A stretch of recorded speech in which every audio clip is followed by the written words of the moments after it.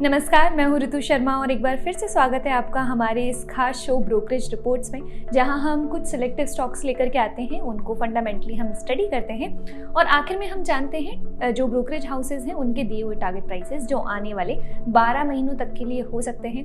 आप में से काफ़ी सारे लोग रेगुलरली हमारे साथ कॉमेंट सेक्शन में अपने फेवरेट स्टॉक शेयर करते हैं, जिनमें से हम कोशिश करते हैं हर एपिसोड में कुछ स्टॉक्स पिक करने की। तो इस एपिसोड में भी अपने पसंदीदा जो शेयर्स हैं हमारे साथ वो ज़रूर साझा करें। चलिए शुरू करते हैं। JSW स्टील की बात करते हैं। JSW स्टील लॉन्ग टर्म में अच्छी ग्रोथ के लिए तैयार है। हालांकि अभी स्टील प्राइसेस की गिरावट के कारण कुछ चैलेंजेस जो हैं वो देखने के लिए मिल सकते हैं। आइए पहले इसके कुछ की पॉइंट्स डिस्कस करते हैं। देश में इंफ्रास्ट्रक्चर इन्वेस्टमेंट से स्टील की मांग बढ़ रही है। JSTL की कैपेसिटी एक्सपेंशन सही डायरेक्शन में दिखाई दे रहा है फिलहाल, और FY25 में 9% और FY26 में 8% वॉल्यूम ग्रोथ की उम्मीदें की जा रही हैं। ग्लोबल स्टील प्राइसेस खासकर चाइना की ओवर सप्लाई के कारण गिर रही है, जिससे कि JSTL की जो मार्जिन है उन पर आने वाले समय में दबाव रह सकता है। डोमेस्टिक स्टील प्राइसेस भी सेकेंड क्वार्टर FY25 में 4 से 5% तक कम हुई हैं।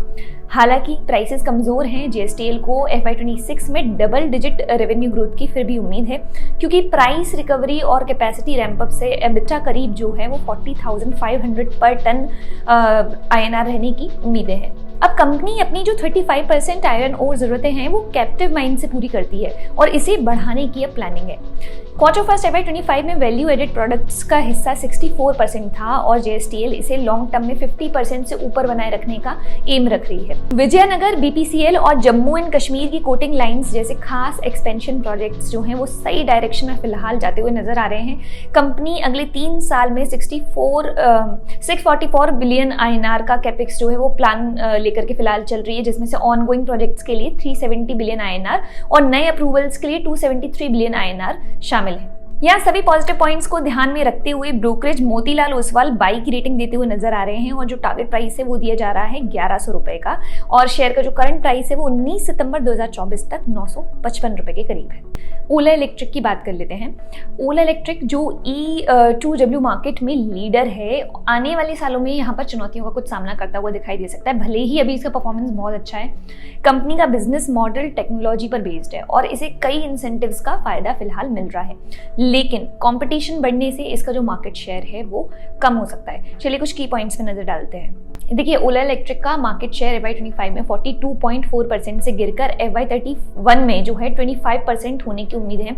ऐसा क्यों? क्योंकि नए खिलाड़ी जैसे होंडा हो गया, सुजुकी है, वो मार्केट में आएंगे और बाकी जो E2W कंपनियां हैं अपना प्रोडक्ट पोर्टफोलियो और उनकी जो रीच है वो बढ़ाएंगी।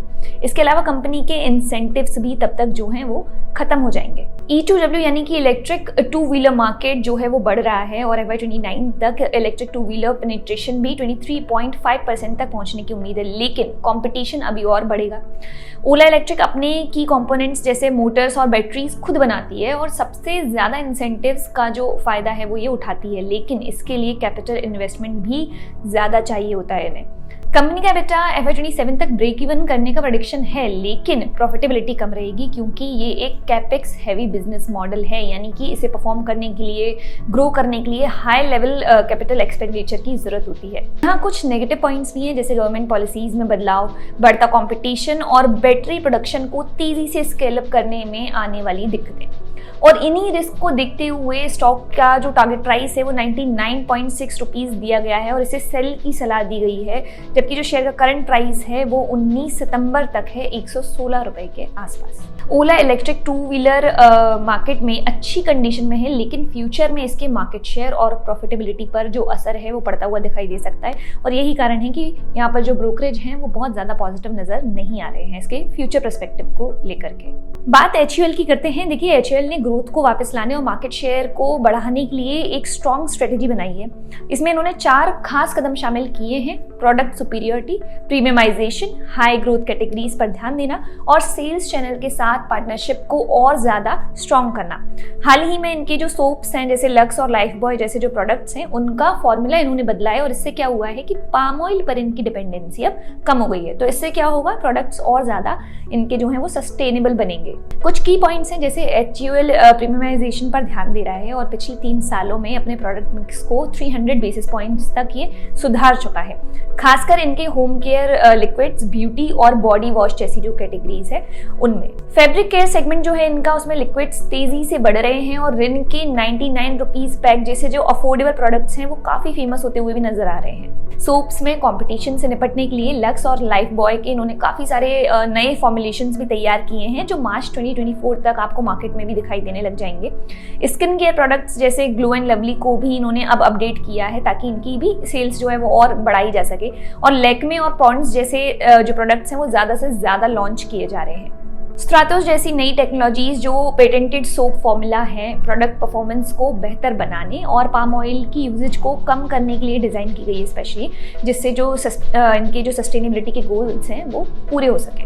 लोअर कॉस्ट प्रोडक्ट्स जैसे 10 रुपीज़ स्टॉक कीपिंग यूनिट में कीमतों की कटौती से शॉर्ट टर्म में ग्रोथ पर असर पड़ सकता है, लेकिन रॉ मटेरियल्स की इन्फ्लेशन से फ्यूचर में प्राइस हाइक्स जो हैं वो हो सकते हैं। कुल मिलाकर HUL का इनोवेशन, प्रीमियमाइजेशन और सस्टेनेबिलिटी पर ध्यान लॉन्ग टर्म में ग्रोथ और मार्केट शेयर में जो सुधार है वो लेकर के आएगा। हालांकि शॉर्ट टर्म में इन्हें कुछ चैलेंजेस का सामना करना पड़ सकता है।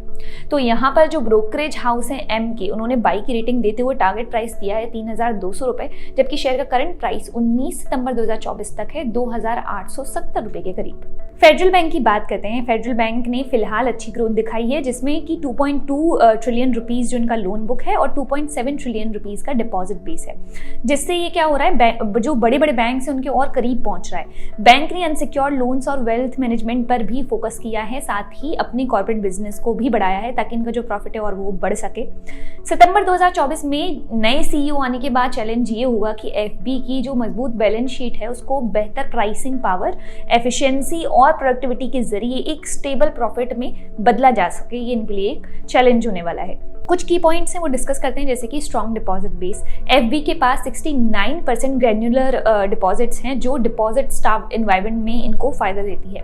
स्टेबल बैलेंस शीट है इनके पास। FB की बैलेंस शीट जो है वो स्ट्रॉन्ग है, जिसमें एसेट क्वालिटी बेहतर है और क्रेडिट कॉस्ट इनके कम है, भले ही इनका जो टाइम है वो थोड़ा सा चैलेंजिंग रहा है। डिपॉजिट मिक्स में इनको लेकिन सुधार की जरूरत है। अच्छे डिपॉजिट के बावजूद FB के फंड्स की लागत उतनी चैलेंजिंग नहीं है, क्योंकि CA/SA रेशो जो है इनका वो कमजोर है और इसे सुधारना फिलहाल एक प्रायोरिटी रहेगी। प्राइसिंग पावर की बात करें तो FB ने कंपेटिटर्स के मुकाबले अपने लोन्स की कीमतें क्या किया था, कम रखी, जिससे इनकी एसेट क्वालिटी तो अच्छी बन गई, लेकिन मुनाफे में भी इससे कमी आती है। तो बैंक को अपनी प्राइसिंग पावर को फिलहाल सुधारने की जरूरत है। ROA में सुधार की जरूरत है। रिटर्न ऑन एसेट्स को बढ़ाने के लिए फेडरल बैंक को बेहतर प्राइसिंग, क्रॉस सेलिंग प्रोडक्ट्स और ऑपरेशनल कॉस्ट को और मैनेज करने पर ध्यान देना होगा। साथ ही टेक्निक और डिस्ट्रीब्यूशन में इन्वेस्टमेंट इन्हें जारी रखना होगा। शॉर्ट में कहें तो फेडरल बैंक की फाउंडेशन स्ट्रांग है, लेकिन अगले लेवल तक पहुंचने के लिए इसे डिपॉजिट मिक्स में सुधार चाहिए, प्राइसिंग में सुधार लाना होगा और एफिशिएंसी भी बढ़ानी होगी। यहाँ पर जो ब्रोकरेज है उन्होंने बाई की रेटिंग दी है फिलहाल और टारगेट प्राइस दिया है 225 रुपए का, और शेयर का जो करंट प्राइस है 19 सितंबर 2024 तक वो 184 यानी कि 184 रुपीज के आसपास है। इसके अलावा काफी लोग PSUs डिफेंस स्टॉक्स को लेकर के भी कंफ्यूज हैं, तो वो भी डिस्कस कर लेते हैं। इनमें फिलहाल पैराबोलिक फॉर्मेशन देखने के लिए मिल रहा है। पिछले कुछ सालों में भी आप देखेंगे तो यही देखा गया है कि या तो साइडवेज मूवमेंट चला है या फिर ये नीचे चला जाता है। तो ऐसे में ET नाउ स्वदेश के एक्सपर्ट रजत जी की सलाह ये है कि HL, BL जैसे जो शेयर हैं यहाँ पर आप प्रॉफिट बुकिंग कर लीजिए। बने रहना है अगर आपको, तो इसके लिए NTPC जैसा शेयर है उसमें रुका जा सकता है। तो अगर आपके पास PSU बास्केट स्टॉक्स हैं इन शॉर्ट, तो एक बार आप मुनाफा वसूली यहाँ पर कर लीजिए और आगे जाकर के आपको 2025 में फिर मौका जरूर मिलेगा। इन्हें अच्छे प्राइस रेंज में आप खरीदिए, क्योंकि ये जो एक तरफा मूवमेंट है वो ज्यादा समय तक चलने वाला नहीं है। तो आप वापस से 2025 में अच्छे प्राइस रेंज में इन शेयरों में एंट्री कर पाएंगे। आज के हमारे इस एपिसोड में इतना ही। अपनी फेवरेट स्टॉक्स हमारे साथ कमेंट सेक्शन में ज़रूर शेयर करें। अपने कुछ सजेशंस हैं तो वो भी हमें कमेंट सेक्शन में ज़रूर आप बताएं। अगले हफ्ते फिर मुलाकात होगी इसी शो में इसी समय। तब तक के लिए मैं ऋतु शर्मा आप सभी से लेती हूँ इजाज़त। नमस्कार। For more of such videos do like, share and subscribe to ET now स्वदेश।